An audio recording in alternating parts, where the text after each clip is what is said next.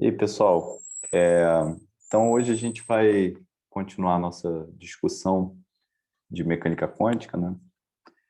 Então, eu queria discutir com vocês hoje um experimento. Tá todo mundo vendo minha tela aqui?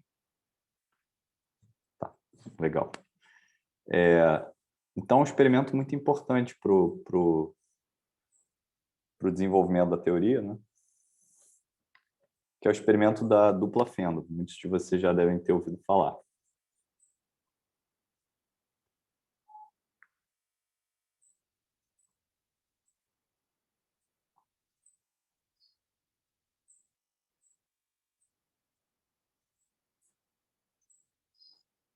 Então, vamos começar o nosso estudo de mecânica quântica motivado por esse experimento histórico, né? Então, a ideia é a seguinte. Imagina que eu tenho aqui uma fenda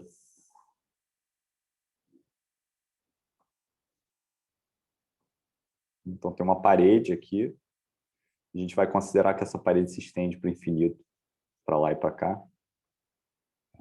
Na verdade, eu posso desenhar até melhor. Apagar essa coisa aqui como se ela não tivesse fim, né? E aqui a gente tem um anteparo, a uma certa distância. Uma tela. Tá? Agora, imagina que eu tenho aqui um canhão que lança, nesse experimento, né, bolinhas. Então, ele lança uma bolinha de cada vez. Tá? Vamos fazer uma bolinha de cada vez. Bolinhas de gude, por exemplo. Então, a bolinha vai para lá, né? Ele lança com uma certa incerteza no ângulo de emissão aqui, então tem um certo ângulo aqui que ele pode lançar, né? E aí algumas bolinhas vão bater aqui, não vão passar, outras bolinhas vão passar, mas conforme as bolinhas forem chegando nesse anteparo aqui, né, o que vai acontecer é que a gente pode fazer um histograma, né? A gente pode dividir esse anteparo aqui em regiões.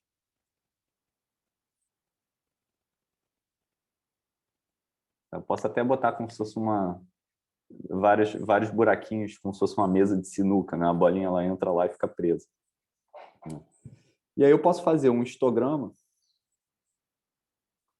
do número de bolinhas que chega em cada sítio desses aqui. Então, posso separar aqui os meus sítios. Assim.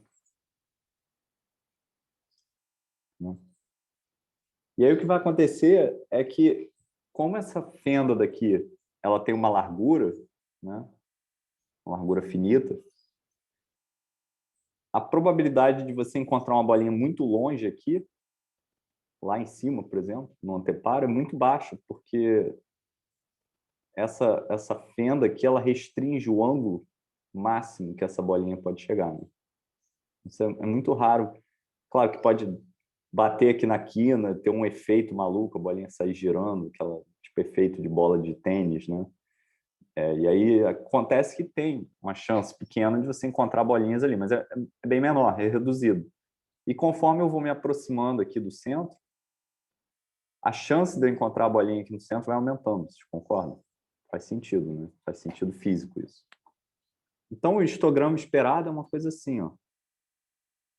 Ele vai, às vezes ele flutua, né? Às vezes ele vai um pouco para baixo. Conforme eu vou chegando no centro, eu vou tendo mais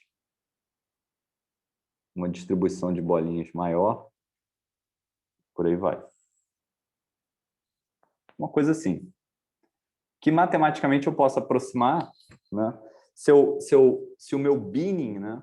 Não sei se vocês são experimentais, então vocês estão acostumados com essa terminologia, né? Isso daqui a gente chama de bin. Bin é lata, né? Bin em inglês o pessoal usa para, inclusive acho que é a mesma palavra para lixeira. Então é um sítiozinho, é uma região, né? Se o meu binning for muito uma resolução muito grande, né? Se os meus bins forem muito pequenos, né? Eu vou ver um histograma com mais finura de detalhes aqui. E no limite em que o tamanho do meu binning vai para zero e o número de bins vai para infinito, eu posso aproximar isso aqui como uma curva contínua, né? No limite em que eu jogo infinitas bolinhas e o número de binnings é infinito e o tamanho de cada bin é muito pequeno, matematicamente isso aqui vai ser uma curva que vai fazer assim. Mais ou menos uma distribuição normal, assim. Tudo bem, gente? Até aí? Beleza. Agora, imagina que eu faço a mesma coisa.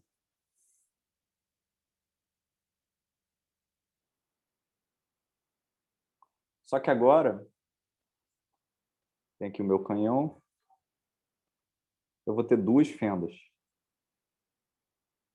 Vou ter uma fenda aqui e outra fenda aqui. Vou botar assim que a fenda não acaba.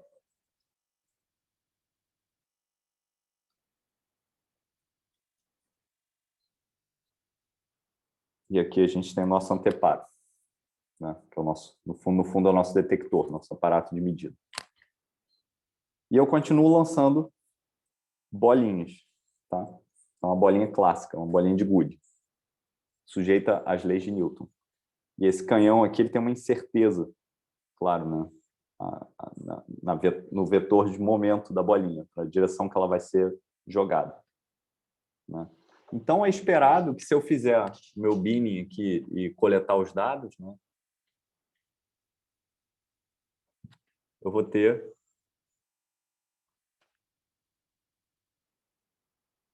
no limite matemático, onde o número de bins vai para infinito e o tamanho do bin vai para zero, eu vou ter uma coisa assim.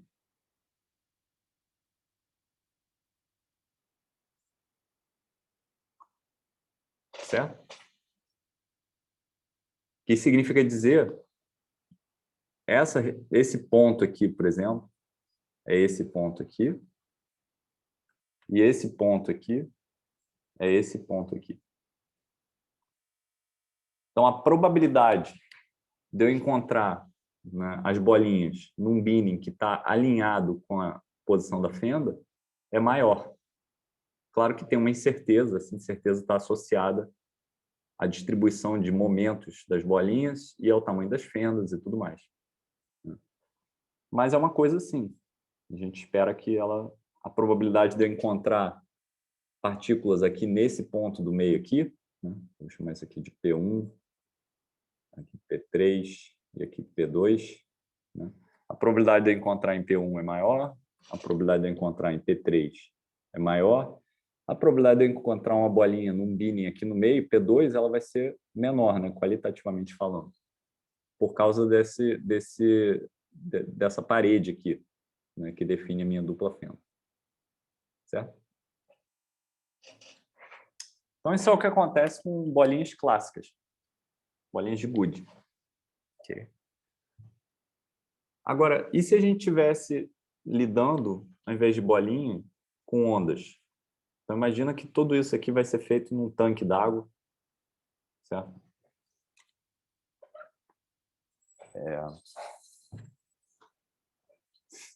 Tudo isso vai ser feito num tanque d'água, né?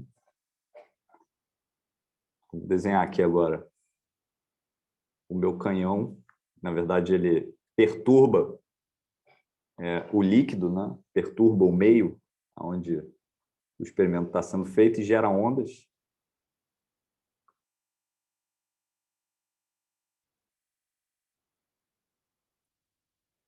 E essas ondas vão passar por esse anteparo aqui, por essa dupla fenda. Okay?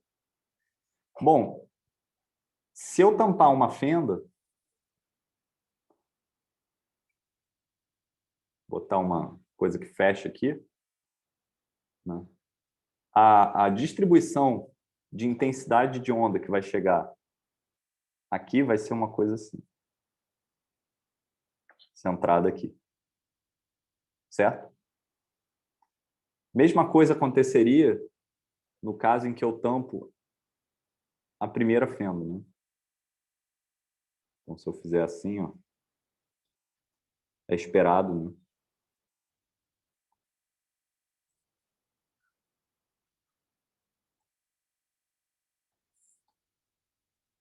Se eu tampar essa fenda, a gente espera que a distribuição de intensidades de onda que chega aqui vai ter essa cara aqui. Certo? E esse cara daqui, né, intensidade da onda aqui, nesse caso, né, que eu posso escrever como intensidade da fenda 1, ela vai ser dada pelo módulo ao quadrado da amplitude da onda, perdão, da amplitude da onda que passa pela fenda 1. Tudo bem, gente? Tá todo mundo confortável com isso? Eu estou só revisando algumas coisas que talvez vocês tenham visto em Física 4. Tá, legal. E aqui, né, a intensidade de eu encontrar a intensidade do padrão de onda, né? Se eu tiver a fenda 2 aberta, né? Vou numerar essas fendas agora, 1 e 2, 1 e 2, com a fenda 1 fechada, é dada por módulo da amplitude da onda, que passa por 2 ao quadrado. Ok? Só que a gente está lidando com ondas aqui, né? E a onda, ela depende, na verdade, uma onda, né? Uma onda genérica, né? Ela é uma função oscilante, né? Então, ela tem uma amplitude, né? Digamos, se for uma onda, poderia ser uma onda de campo elétrico, ou poderia ser uma onda que determina a altura de um líquido num tanque com água, por exemplo. Né? Essa onda, ela depende da posição que você está e do tempo. Né?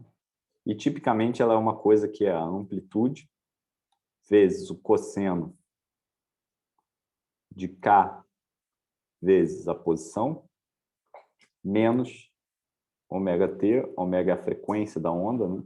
Isso daqui é o tempo. E isso daqui só simplesmente diz que conforme o tempo passa, essa frente de onda ela se translada para a direita, certo? E esse K é o vetor de onda, né? Só lembrando, ele vai ser 2π divididos por lambda. Porque o que importa em termos de interferência de ondas é quanto você andou em relação ao comprimento de onda. Essa é a escala de tamanho que define a onda, né? A distância entre as cristas de uma onda, certo? Então, isso aqui é só relembrando. E aí, relembrando, isso aqui eu também posso escrever como sendo A vezes E elevado a I kx menos ômega-t, lembra? Que tem aquela fórmula de Euler, né? Que vocês aprenderam em cálculo. E elevado a I vezes θ. Isso vai ser igual a cosseno de θ mais I seno θ. Então, tem esse formulário aqui importante. Isso é só uma relembrada de coisas de onda, de física de objetos ondulatórios. Tá todo mundo ok com isso, né, gente? Se não tiver pergunta, ou então vem falar comigo depois. Mas isso aqui vocês têm que saber. A parte do seno ficou de fora, né? Na hora que você escreve A cosseno sim. menos ômega-t. É bem observado. Quando eu escrevo isso aqui, eu posso escrever isso como sendo a parte real desse cara daqui. Porque aí a parte imaginária eu estou jogando no lixo. Mas como todas as operações que a gente vai fazer são lineares, integral, derivada, blá, blá, blá, a gente pode se render a essa expressão aqui e ignorar o fato de que talvez a gente tenha que tirar a parte real, no final das contas. Porque você nunca vai misturar uma coisa que multiplica um i com uma coisa que não tem o i. Tudo bem? Isso em eletromagnetismo clássico, isso em mecânica clássica de ondas num tanque de água, por exemplo. Em mecânica quântica, eu vou chutar o pau da barraca e vou falar que os números complexos vão estar lá e pronto. e a descrição da natureza vai envolver eles. Tá? E vai dar certo e a gente vai ser validado por experimentos. Mas o fato é que em mecânica quântica as ondas são complexas e se a gente tentar forçar elas a serem reais, a teoria dá errado. E esse é um dos mistérios da teoria. A gente precisa de números complexos. Não tem como escapar isso. Não.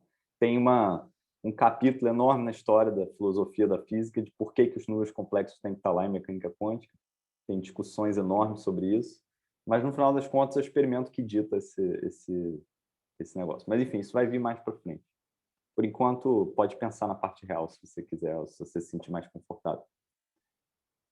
Bom, então, voltando aqui, né, eu posso descrever as nossas ondas, né, por exemplo, a amplitude da onda, né, 1, que passa pela fenda 1, essa onda aqui, né, eu posso descrever ela como sendo, por exemplo, né, a onda 1,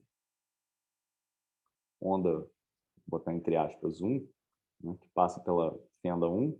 Isso daqui tem uma amplitude que eu vou chamar simplesmente do módulo de A1. Tá? E a 2, ela tem uma amplitude que eu vou chamar de...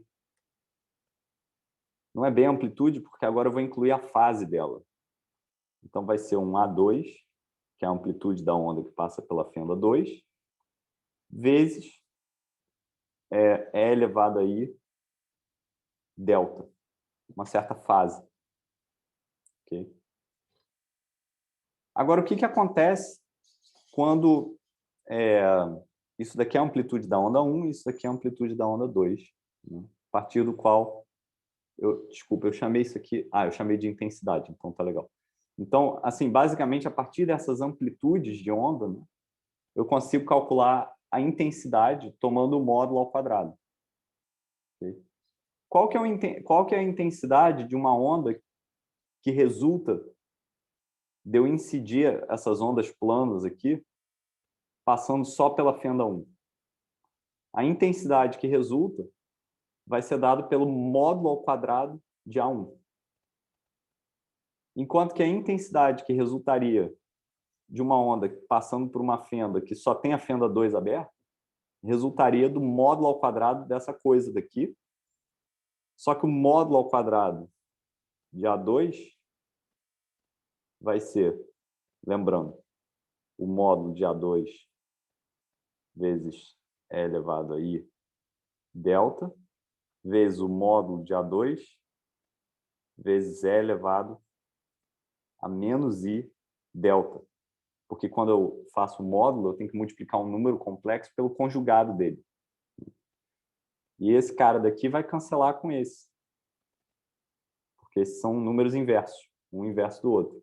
Então, eu chego numa igualdade trivial aqui. A2, módulo ao quadrado de A2, é o módulo ao quadrado de A2. A gente já sabia disso.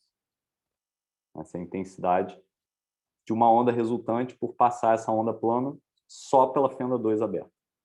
Okay? Agora, quando a gente está analisando o caso onde a gente tem as duas fendas abertas, que era onde eu queria chegar, nosso experimento com ondas. Então, agora eu vou manter os dois buracos abertos. O que vai acontecer? Eu tenho a minha onda plana. E o que vai acontecer, né, é que se esse tamanho aqui da fenda for comparável ao comprimento de onda da onda plana, a gente vai ter como se fosse uma... Isso aqui atua, né, como se fosse uma fonte pontual. Tem um princípio, que é o chamado princípio de Huygens.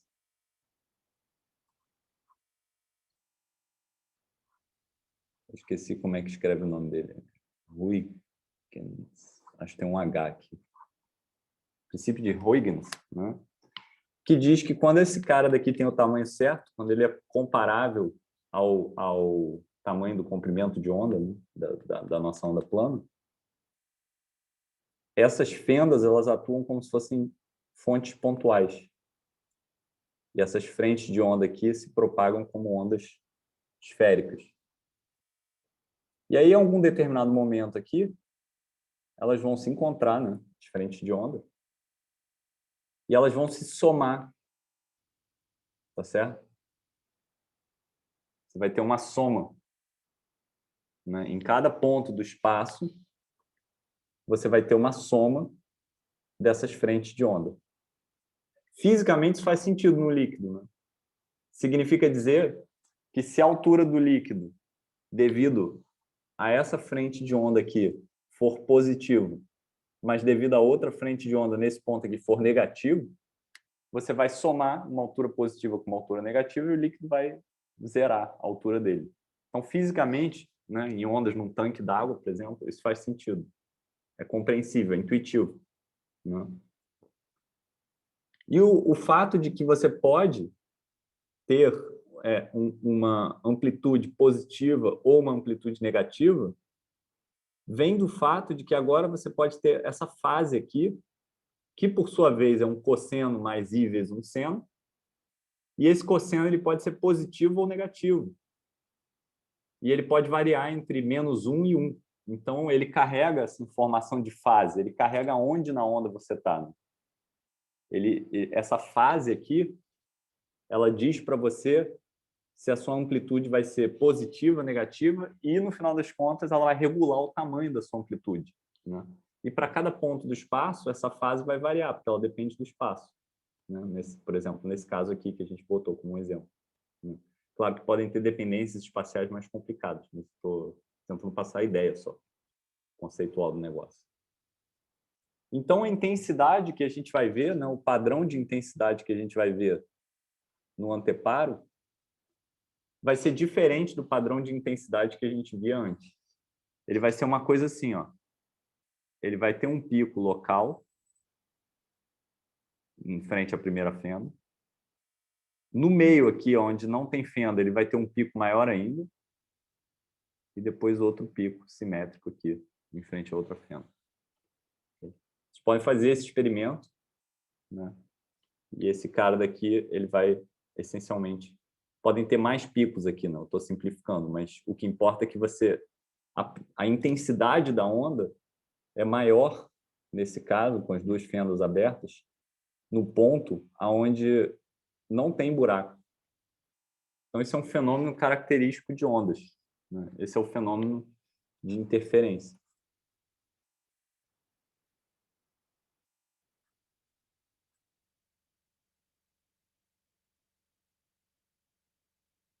Tá?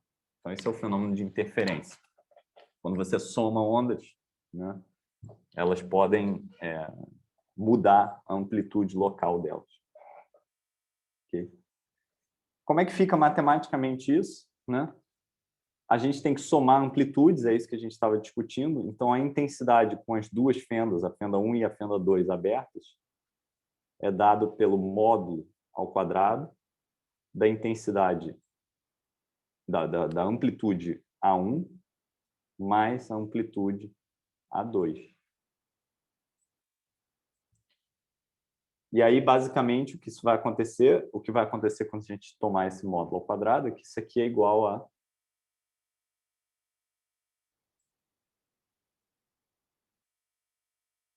A1 ao quadrado. Vai ter um outro termo, que é o módulo de A2 ao quadrado.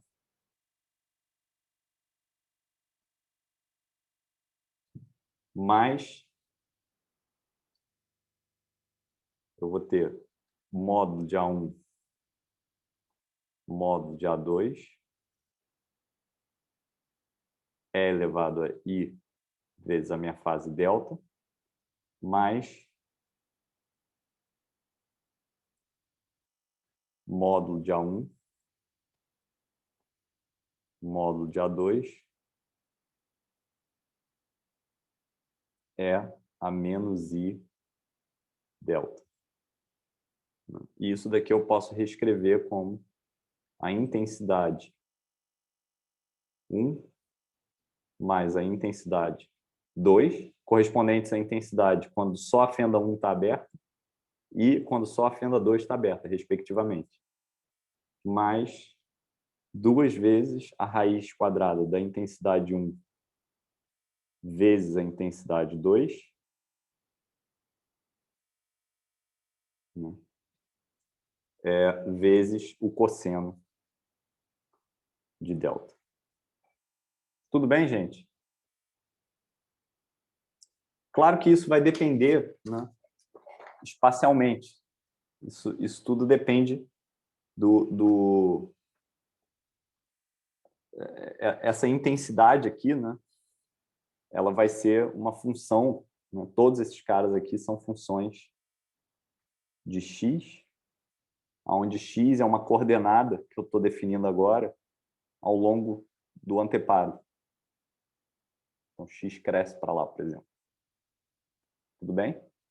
Como é que é essa dependência espacial, né? Eu vou lembrar de vocês um pouco de Física 4. Né? Em Física 4, a gente tinha uma coisa assim, ó. Vou desenhar de novo aqui a nossa fenda.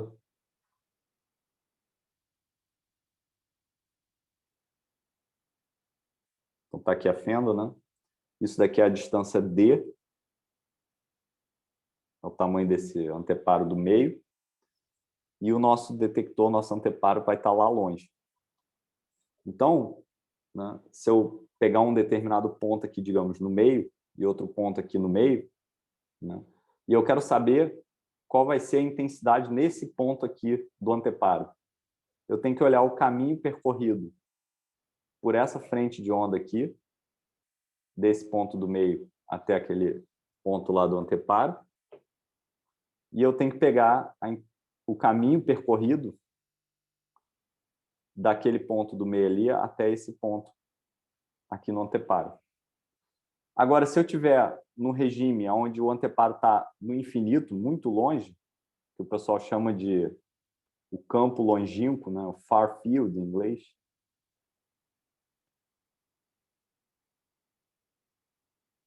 como é que fica isso?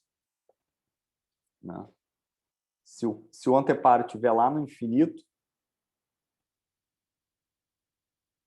o que vai acontecer é que essas retas aqui, né, essa reta que leva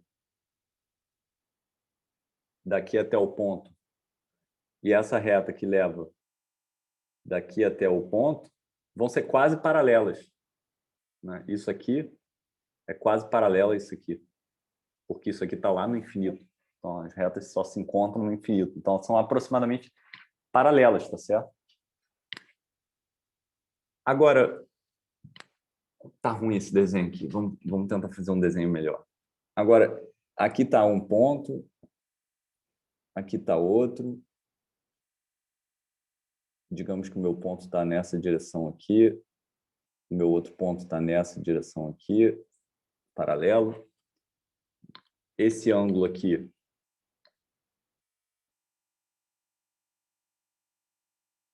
ele vale θ. Isso aqui é basicamente a distância entre as fendas. Aqui eu posso formar um triângulo retângulo. Né? Isso aqui vale 90. Isso aqui vai valer 90 menos θ, porque isso aqui é 90. E aqui, então, vale θ. Então, a diferença de caminho percorrido por essa frente de onda que passa pela fenda 1 e pela frente de onda que passa pela fenda 2 é dado por essa distância aqui, ó.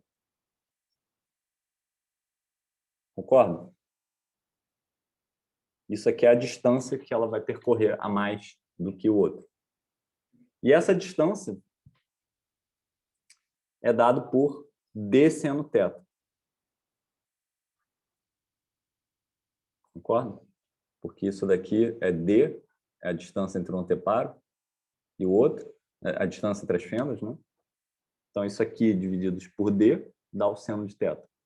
Né? Esse cateto oposto divididos pela hipotenusa do triângulo aqui. Okay? Mas, para minha fase, importa o quanto maior em relação a lambda isso é, né? Lembra que é k vezes x, e o k vale 2π sobre lambda, e o delta x é d seno θ, o quanto ele anda mais. Certo? Então, a minha fase, né, delta é igual a isso. Okay?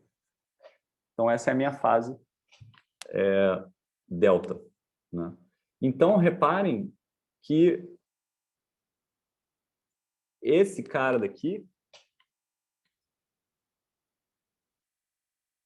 depende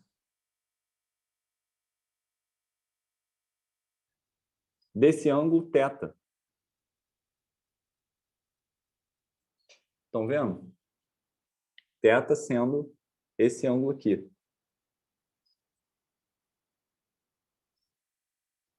Né?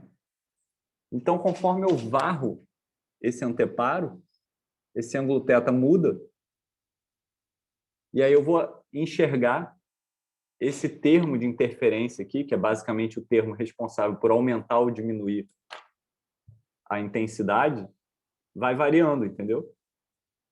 Por isso que eu vou ver uma coisa assim. Por isso que conforme o observador vai varrendo esse anteparo, ele vai vendo esse resultado aqui, que varia com a posição ao longo desse eixo X definido adjacente ao anteparo. Tá claro isso, gente? Alguma dúvida? Alguém quer perguntar alguma coisa? Isso já deve ser mais ou menos familiar para vocês, de Física 4. Deixa eu fazer só um comentário prático. Comentário de ordem prática. Quando que eu vou ter interferência construtiva, né?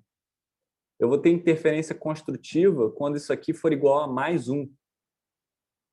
Ou seja, quando esse delta for da ordem de 2π. Aí eu vou ter interferência construtiva. Então, quando delta, né, que por sua vez é igual a 2π sobre lambda vezes d seno θ for da ordem de 2π, aí eu tenho interferência construtiva.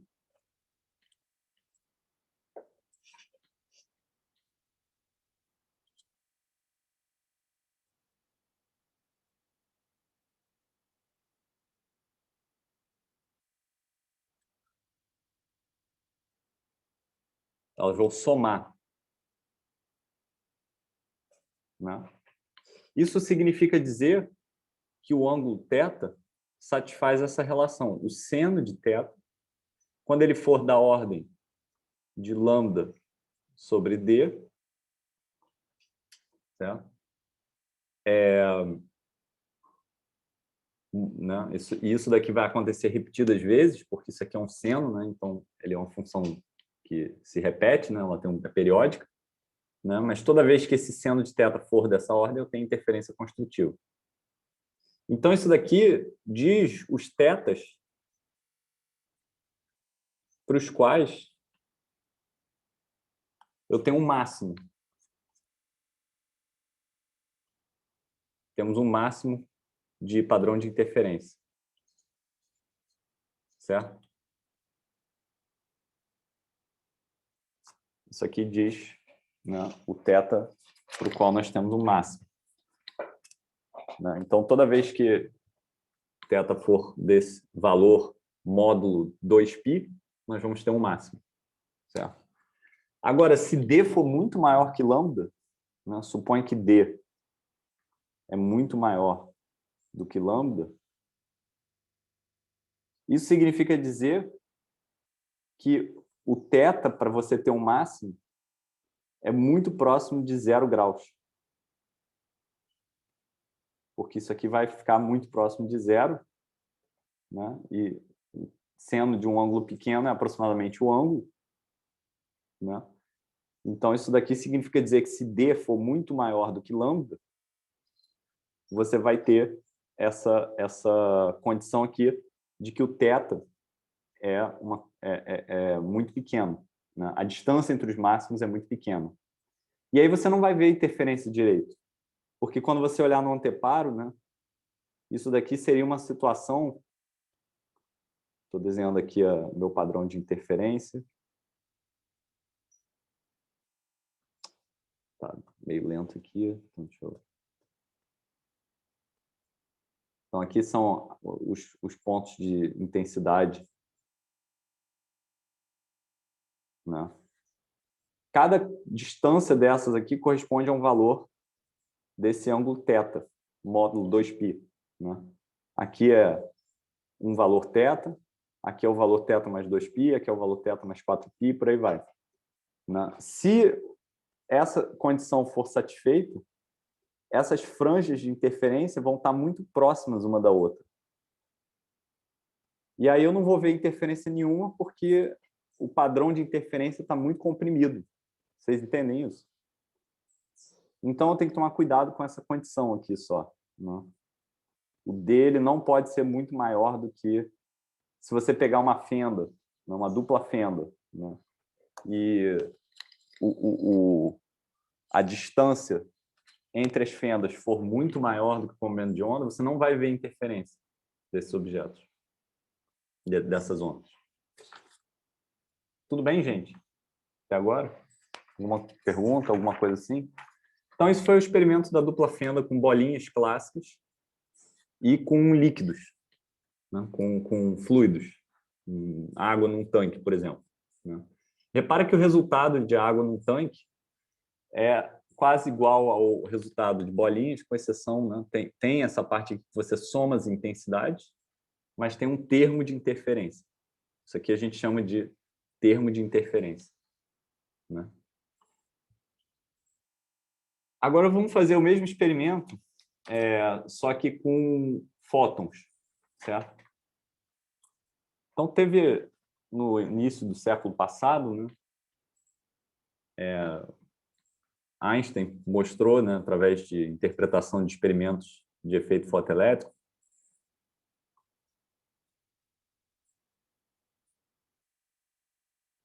isso foi em 1905,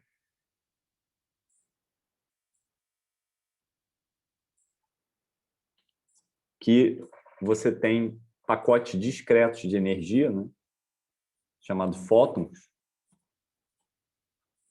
Aliás, esse nome fóton não foi, o termo não foi introduzido por Einstein, foi introduzido por um outro cara.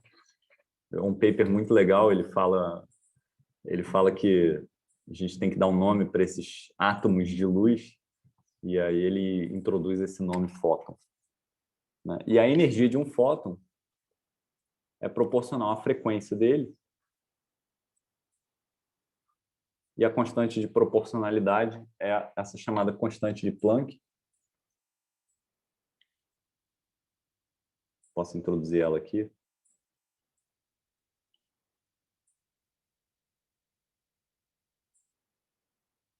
Ok? E essa constante de Planck, ela tem dimensão.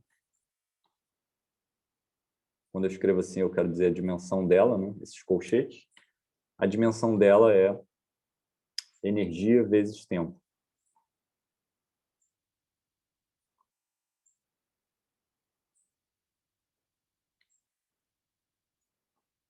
Claro, porque eu tenho frequência do outro lado, né?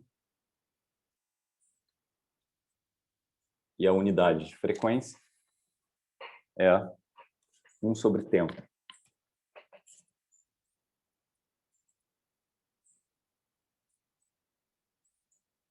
Né? Então, no SI, por exemplo, no sistema internacional, a constante de Planck ela é medida em joules vezes segundo. E, se não me engano, ela tem um valor que é da ordem de 6 vezes 10 a menos 34 joules por segundo. Então, essa é a energia de um fóton escrita em termos da frequência. Aliás, essa fórmula faz todo sentido físico, né? Porque a gente sabe, através da teoria de Maxwell, né, que a luz ela é um campo eletromagnético, ela é uma onda, ela se comporta como uma onda de campo elétrico, um campo elétrico oscilante, né? E aí você está dizendo aqui que, basicamente, essa onda ela vem em pacotes discretos de energia. Então, existe, da mesma forma como o Bohr postulou que o momento angular no átomo de hidrogênio é quantizado, ele vem em pacotes discretos de momento angular, né?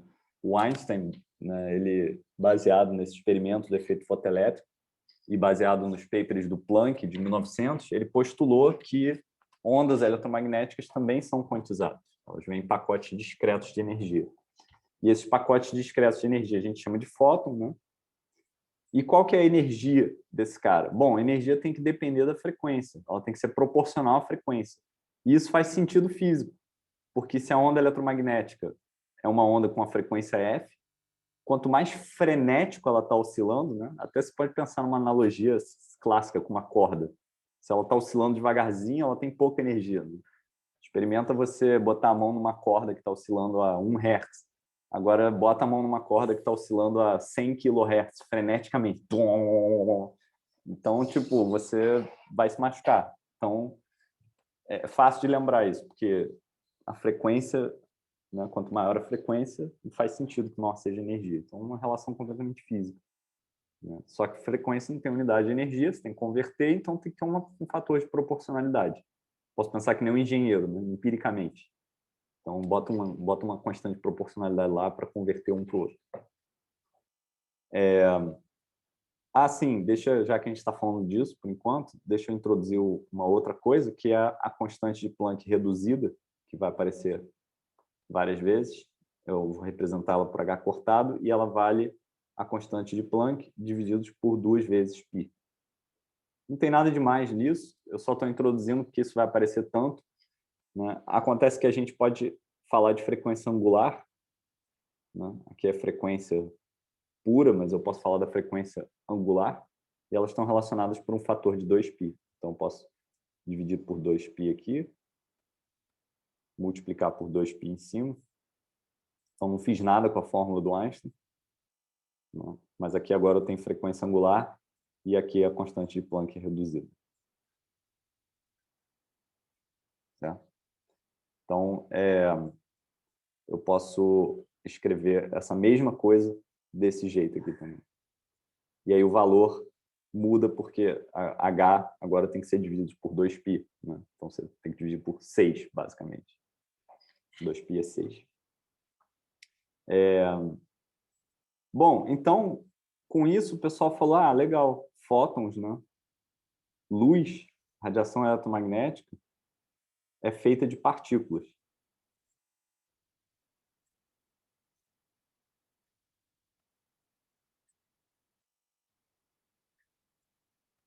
Certo? Mas isso é segundo Einstein.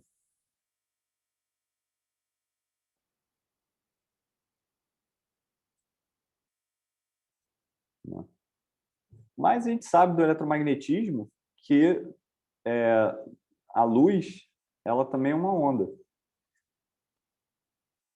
eletromagnética. Inclusive, tem um experimento, que é o experimento de Young,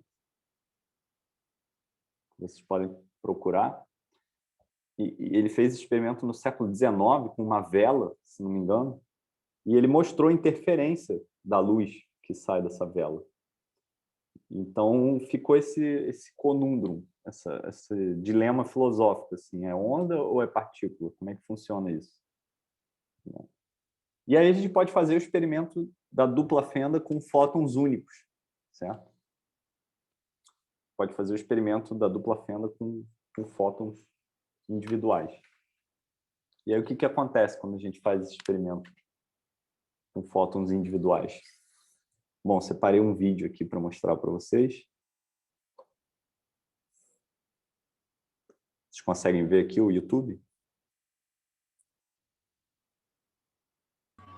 Sim, perfeitamente. Legal. Então, aqui o que está acontecendo, né? Bom, é com elétrons, mas o mesmo resultado pode ser obtido com fótons, tá? O que está acontecendo aqui, pessoal, é que eu liguei o meu canhão de elétrons, né, ou fótons, né, e eu estou emitindo um fóton de cada vez. Então, eu aperto um botão lá, o fóton sai do canhão, ele viaja através da dupla fenda e ele chega no detector, que é um anteparo grande, né? E eu faço isso de forma que eu, experimental, que tem controle sobre o experimento, porque eu fiz o design do experimento, eu construí, sei que necessariamente só está passando um elétron, um fóton, pelo aparato por vez. Só um de cada vez. Tá? E é isso que a gente vai ver. Né? Os elétrons ou fótons são partículas, então eles vão bater no anteparo e vão marcar um ponto. Eles são um pontinho, uma bolinha, não uma partícula. E aí eles vão chegando, chegando, acelera, né? Eles vão chegando mais ou menos, parece uma distribuição aleatória, mas conforme o tempo vai passando, você vai vendo que vão surgindo umas regiões onde é mais concentrado aqui a chegada de fótons. Certo? Então, tem uma concentração maior, por exemplo, aqui, aqui, aqui, aqui, aqui. E no meio do caminho, você não vê nada, ou vê menos, né? Bem menos. Isso vai ficando mais gritante conforme a gente vai acumulando estatística, conforme os bins do nosso histograma vão sendo preenchidos. E fica completamente visualizável, olha. Tá óbvio, né? Que tem regiões aqui que são mais prováveis de chegar o elétron. Certo? Então, se você reparar, a probabilidade, né, o número de elétrons que incidem sobre esse anteparo, divididos pelo número total de elétrons que eu mandei, segue um padrão de ondas. A probabilidade de você encontrar um elétron nessas regiões aqui segue esse padrão. Parece que está se comportando de acordo com como se o elétron fosse uma onda num tanque cheio d'água. Tudo bem, gente? Agora, isso é um pouco perturbador, porque eu garanti no experimento, eu fiz o experimento de forma que um elétron está passando, ou um fóton está passando pelo anteparo por vez. Né? Seria muito fácil a gente explicar uma situação dessas. Tem alguma coisa maligna acontecendo no meu experimento, tem vários elétrons vindo juntos, assim, uma coisa descontrolada, e aí eles batem de um jeito, e aí tem uma força de atração entre eles e repulsão, sei lá, que no final dá esse padrão de interferência. Mas não é isso que está acontecendo, porque eu garanti que está passando um elétron por vez. Isso é muito importante, é um ponto crucial para a gente poder falar desse experimento. Né? Então, o que está acontecendo aqui, né, é que parece que fótons, né, ou elétrons, fótons, elétrons, átomos, a gente vai ver,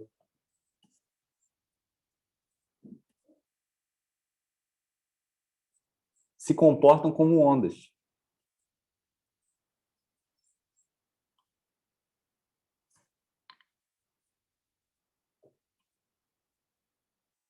Fótons ou elétrons individuais.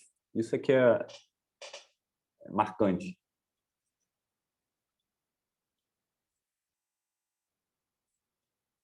Não. Quando eles se propagam pelo anteparo, eles se comportam como onda. Quando eles batem no anteparo, eles se comportam como partícula, porque eles marcam só um ponto no anteparo. Né? Claro, porque eles só podem marcar um ponto, porque eles são o pacote mínimo de energia. E essa energia tem que ser absorvida por alguém. Né? Não tem como absorver meio elétron aqui e meio elétron lá. Não é que nem um tanque d'água, onde eu posso pegar um pouquinho da energia da onda deslocalizadamente. Então, é um elétron só. Eu não tenho como dividir esse elétron em dois. Ele é quantizado. Mesma coisa para os fótons. Eles são quantizados. Eles vêm em pacotes discretos de energia. Então, eles têm que se comportar, quando eu detecto eles, como partículas. Mas no meio do caminho, o comportamento deles é análogo, né, a uma onda. Okay? E isso é um fenômeno essencialmente quântico. Né? Em outras palavras, né, a probabilidade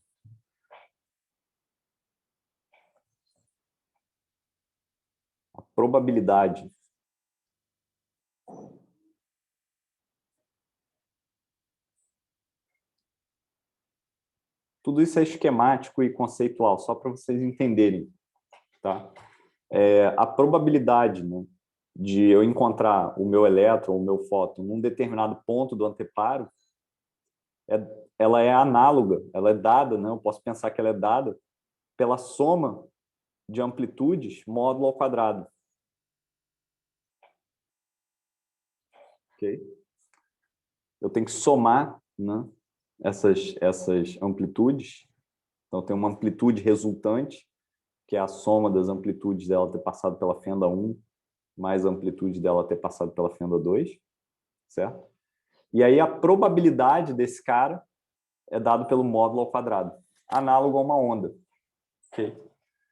Então, a gente já começa a ver aí o quão diferente é a mecânica quântica da mecânica clássica, né? A gente só pode falar das probabilidades do elétron ou do fóton baterem num determinado ponto do anteparo ou não. Eu não tenho como prever. Eu fabrico vários elétrons iguais e eu mando eles pela fonte, pela dupla fenda. Não tem como eu dizer com certeza onde ele vai bater. Porque cada elétron, como a gente bem viu nesse vídeo aqui, está batendo num lugar completamente aleatório. Eu não sei onde ele vai bater. Cada elétron, a cada hora, acende um pontinho aqui nessa tela, né? Então, eu só posso falar da probabilidade. E aí eu posso falar que a probabilidade dele está seguindo o comportamento ondulatório. É isso que eu posso falar, certo? Então, o que é a mecânica quântica? A mecânica quântica é um formalismo onde a gente vai começar a falar de probabilidades, mas essas probabilidades elas são calculadas a partir de uma amplitude complexa. Então, eu vou ter um número complexo, que é uma amplitude, a gente vai chamar isso de amplitude de probabilidade. Então, esse φ, né, ele, claro, vai depender de x, né? E ele pode depender do tempo também. Eu vou chamar isso aqui de amplitude de probabilidade.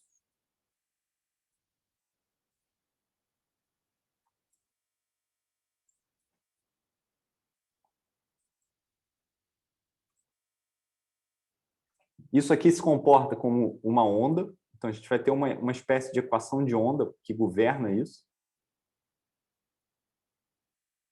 que é a equação de Schrödinger, que a gente vai gastar um tempo considerável discutindo ela, né? E a partir dessa onda, eu consigo falar de probabilidades. A probabilidade de eu encontrar a minha partícula num determinado ponto x, num determinado instante de tempo t, vai ser dado pela intensidade dessa onda, ou pelo módulo ao quadrado dessa amplitude. Então, só para dar uma visão geral, um panorama do que é a mecânica quântica, é a teoria que descreve o comportamento dos objetos em termos dessas amplitudes de probabilidade, a partir das quais a gente pode calcular probabilidades de certos eventos acontecerem. Tá claro, gente? Alguma dúvida? Isso não é fácil, isso não é trivial e isso requer um certo pensamento. Então, se vocês tiverem qualquer dúvida, aproveite, pergunta e aí a gente vai tentar esclarecer. Não? Eu tenho um questionamentozinho. Fala, Thiago.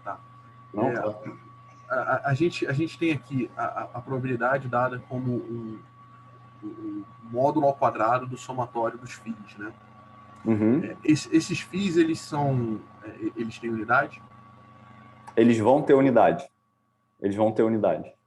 Então, no final das contas, essa probabilidade vai ter unidade também? Não, porque a gente vai falar de uma...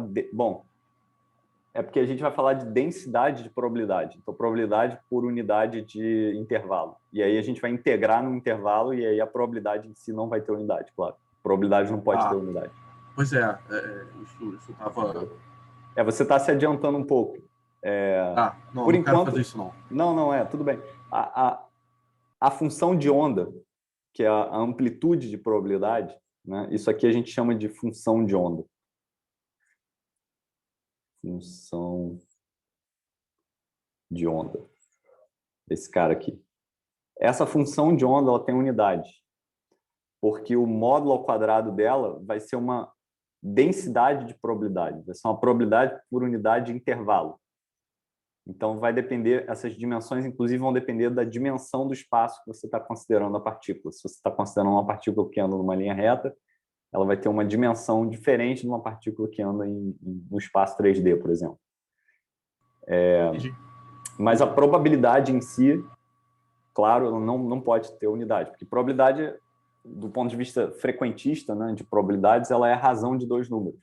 Se eu repetir o meu experimento N vezes, quantas vezes eu obtive um certo resultado dividido pelo número total. Isso não tem unidade. Né? Aliás, claro, mas na condição de... Desculpa te interromper. Não, nada. Aliás, isso é uma coisa que eu queria perguntar. Vocês já ouviram falar dos vários pontos de vista de teoria de probabilidades? Tem a probabilidade frequentista, que é você reproduz um experimento N vezes e vê quantas vezes sai um determinado resultado. E aí, repetindo isso no limite infinitas vezes, a probabilidade daquele resultado é dado pelo número de resultados que você obteve dividido pelo número total de vezes que você fez o experimento. Né? Você joga uma moeda um quinquizilhão de vezes, e aí você pega quantas vezes deu cara e divide pelo número total de vezes que você jogou, e isso te dá a probabilidade de você achar cara. Certo? Mas tem uma outra versão de teoria de probabilidades que fala sobre um evento único, que é, se eu pegar essa moeda aqui que está na minha mão agora, qual é a probabilidade dela dar cara, por exemplo. Eu não vou repetir esse experimento várias vezes, eu só quero prever qual é a chance dela ter cara. Eu quero atribuir um número a isso. Né? E essa é a versão de Bayes. Isso vai ser importante depois, quando a gente estiver tentando, uma aproximação de segunda ordem, entender a mecânica quântica. Isso vai adicionar discussões interessantes para a gente. Essa versão de Bayes, ela é o seguinte: você mede a probabilidade baseado em tudo que você sabe sobre aquele sistema. Certo? Então, você pode, talvez, pesar a moeda, analisar ela, ver se ela é de latão ou de ouro. Você pode levar em consideração as vezes que você jogou a moeda antes, tudo que você sabe sobre ela. E aí, de 0 a 100 reais, você aposta com seu amigo quanto você vai pagar para ele se der cara. Certo? E aí, esse número que você paga para ele, de 0 a 100 reais, é a probabilidade de acordo com o Bayes. Quanto você aposta. Né? Por exemplo, em corrida de cavalo, se eu for apostar no cavalo 13, eu não tenho como fazer o cavalo 13 correr 1 milhão de vezes, ver quantas vezes ele vai ganhar, e é impossível isso. Né? Ou então, se eu falar, será que amanhã vai chover? Eu aposto com você que vai chover. Não tem como eu fazer chover 100 vezes, repetir o mesmo dia. Né? A gente não vive naquele filme da marmota, então não tem como fazer isso. Então, a gente tem que atribuir uma noção de probabilidade que diz respeito ao nosso conhecimento do sistema, e a gente usa esse conhecimento para estimar um número que diz o quão provável, né, é de acontecer um certo evento. Né? Agora, uma magia negra é que essas duas formas de ver probabilidades convergem, dão no mesmo resultado. Então, isso é uma coisa meio misteriosa. Mas você ia falar alguma coisa, eu te interrompi, Thiago. Não, só ia dizer que fez bastante sentido, porque você está falando de uma densidade de probabilidade, você está falando de uma probabilidade dentro de um espaço, quando você integra no espaço, fica só a probabilidade, faz todo sentido. Não, a gente vai ver muito disso. Mas eu queria só motivar para que eu estou discutindo isso tudo. Né? Podia ter introduzido direto a função de onda e começar a falar de Bry-Cat. Mas eu quero motivar fisicamente por que a gente vai começar a tratar a natureza em termos dessas funções de onda, em termos dessas amplitudes de probabilidade. Tá? Eu não quero que ninguém fique desconfortável com isso. A gente vai usar isso. A gente vai começar a usar isso. Okay? Então, só para dar uma palhinha para vocês, só para começar a esquentar os motores, né? A gente vai falar da função de onda. Tá? Isso aqui não é a matéria como eu vou apresentar ela, claro que a gente vai fazer todo um desenvolvimento formal que vai acontecer e vai demorar tempo para a gente se acostumar com esse formalismo e tudo mais. Mas só para dar uma ideia para vocês, né? A gente vai ter um objeto, né? Algumas ideias de mecânica quântica, alguns conceitos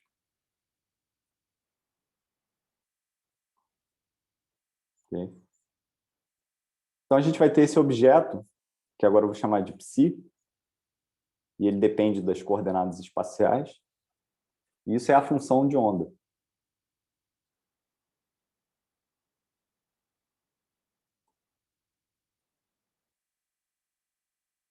Okay? Ou também conhecido como amplitude de probabilidade.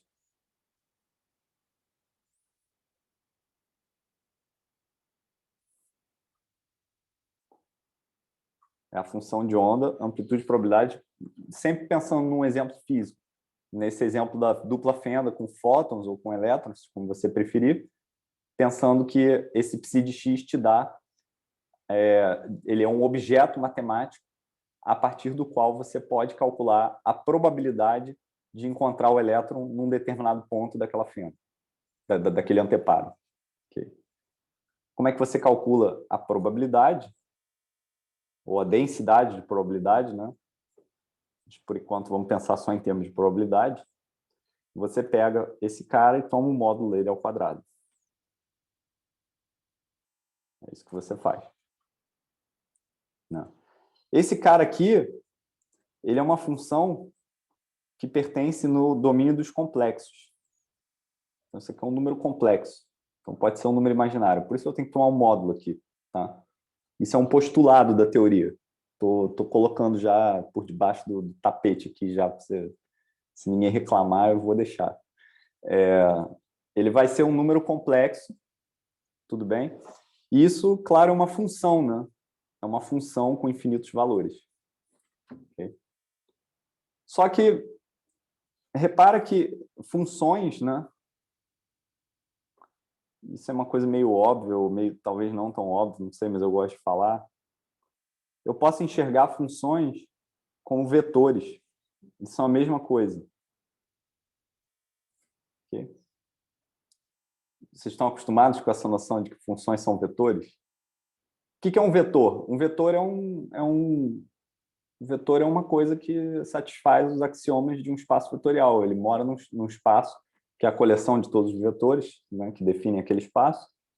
E qualquer coisa que satisfaça esses axiomas que definem um espaço vetorial, eu posso chamar de vetor.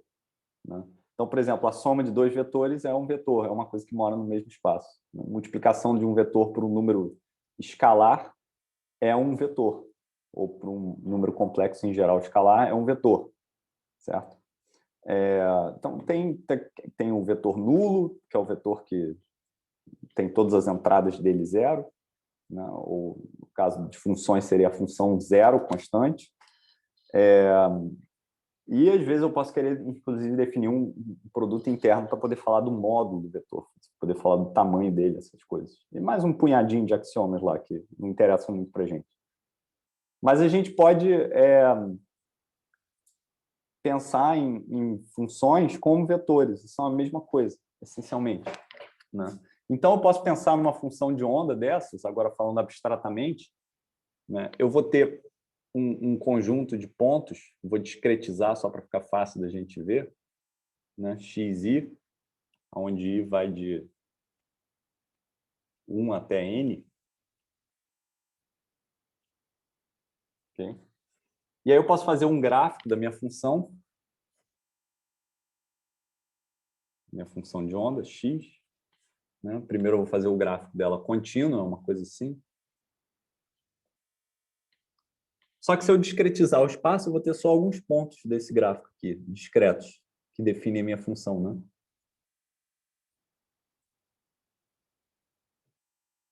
Assim, por aí vai. Então aqui é o ponto x1, x2, barari, barará, até o ponto xn.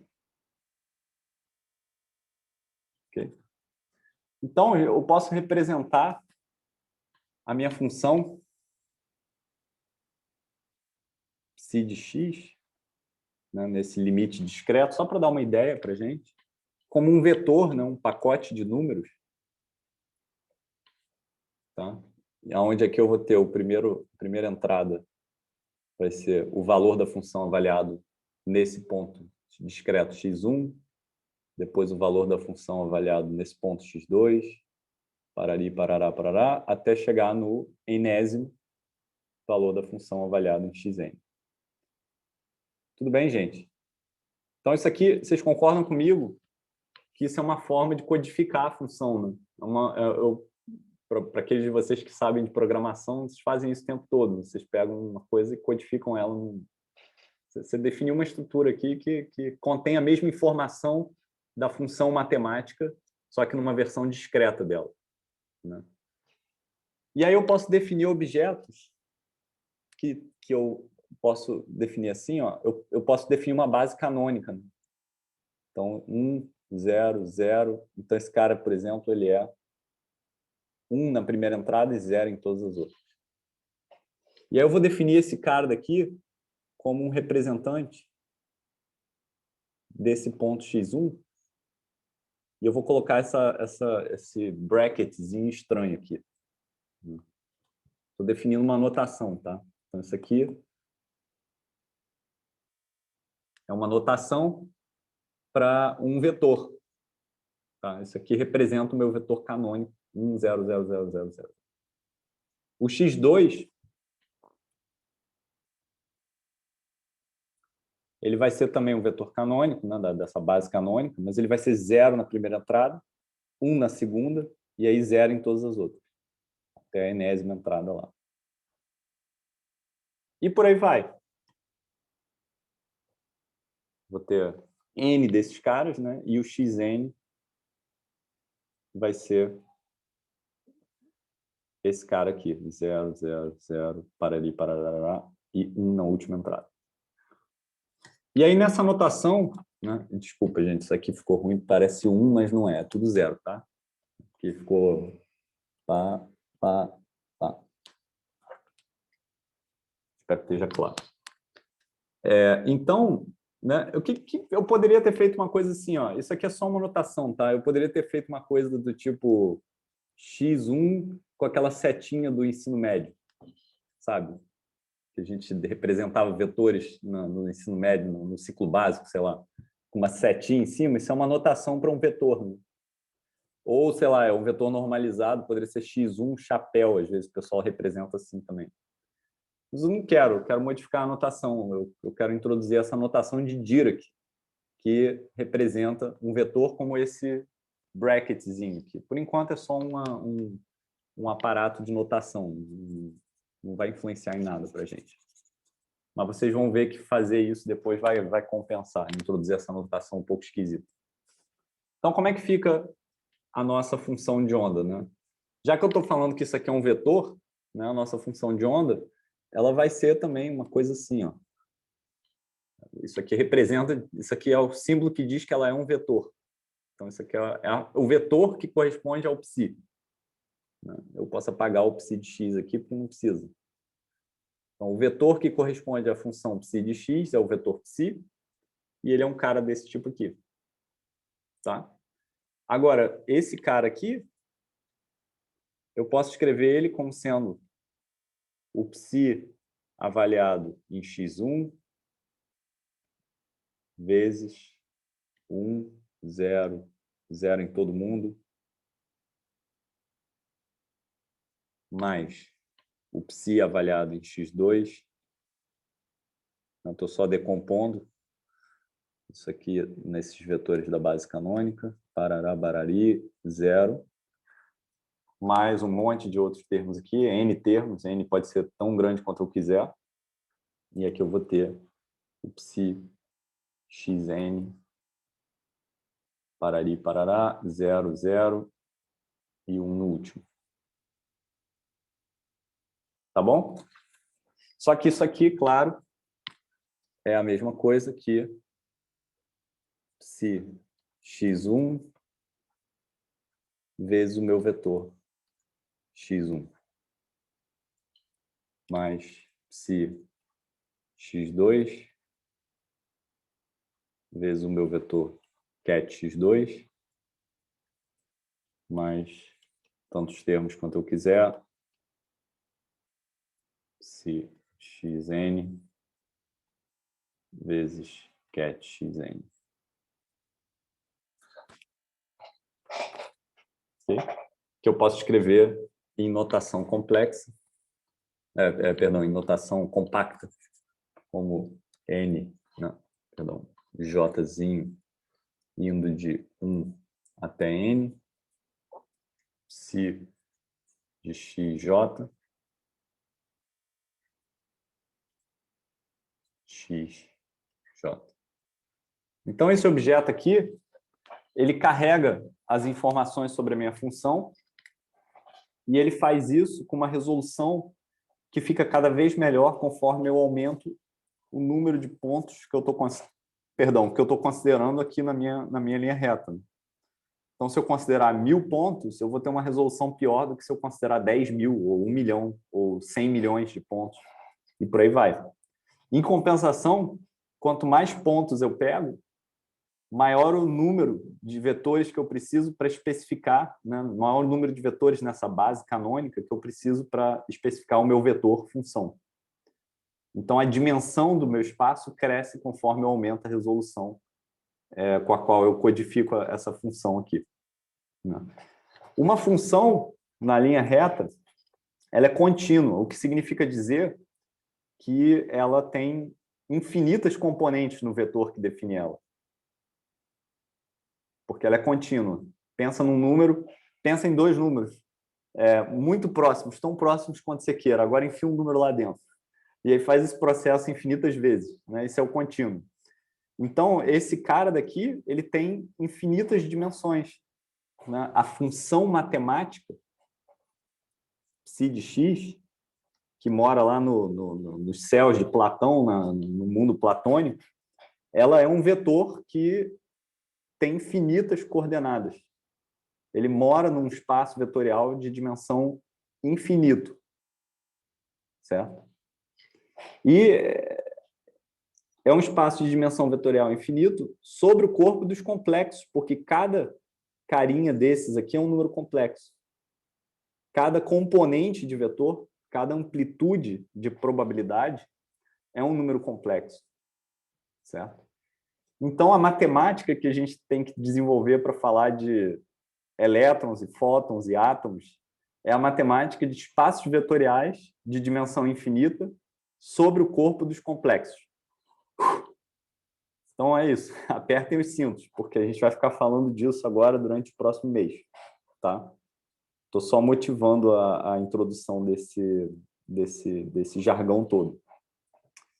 Então a gente vai começar a discutir espaços vetoriais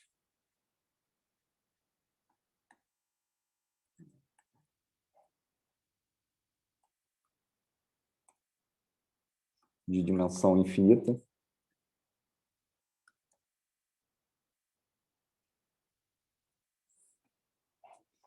sobre os números complexos.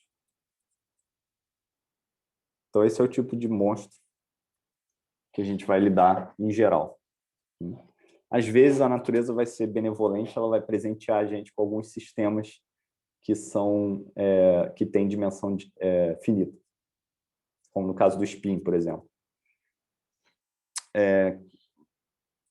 Os espaços que lidam com isso são os chamados espaços de Hilbert.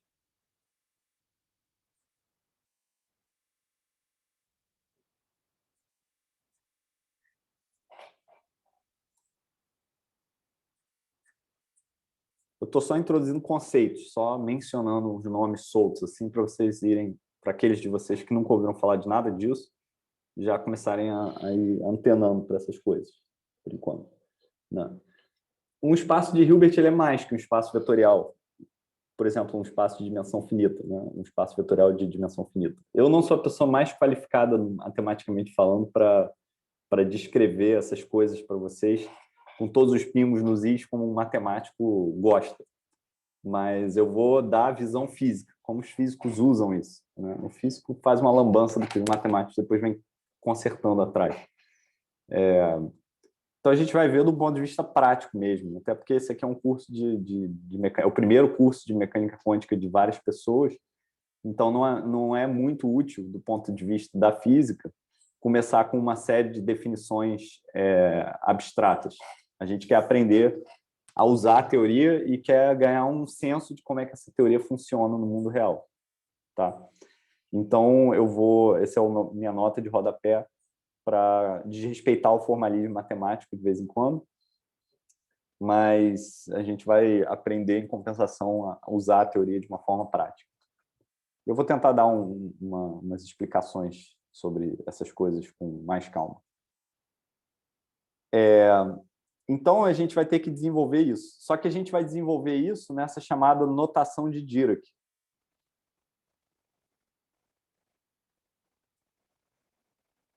Notação de Dirac. Okay. Então, por exemplo, a gente já viu aqui a notação de Dirac, esse cara daqui. Isso aqui é um objeto, que é um vetor, a ser especificado qual é o espaço. Por exemplo, pode ser um espaço de Hilbert de dimensão infinita, né, sobre o corpo dos complexos. Mas esse carinha aqui, esse objeto, tudo que eu escrevo dentro desse símbolo aqui, desse bracket, ele vai se chamar um ket. Esse é o nome disso. Então, qual é o ket? Quando eu perguntar qual é o ket, né, a gente está falando desse objeto aqui. A gente vai definir nas próximas aulas objetos assim também. Ele pode estar virado para cá também, isso significa outra coisa. Esse é um bra. E juntos eles formam um bracket, que é um parênteses. É uma notação dessas. E isso é uma notação muito poderosa. Vocês vão ver que ele vai simplificar a nossa vida em muitos aspectos. A gente vai começar... É como se fosse Lego, assim. Fica muito difícil errar, porque você sabe exatamente o que vai aonde e é bem bacana para quem não conhece. O que mais que eu tenho que falar?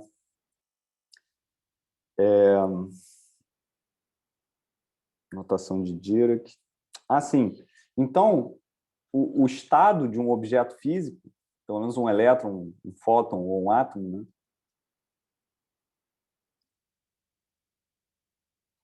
Ele vai ser um vetor, vai ser um ket, nesse espaço de Hilbert, que eu vou chamar de H.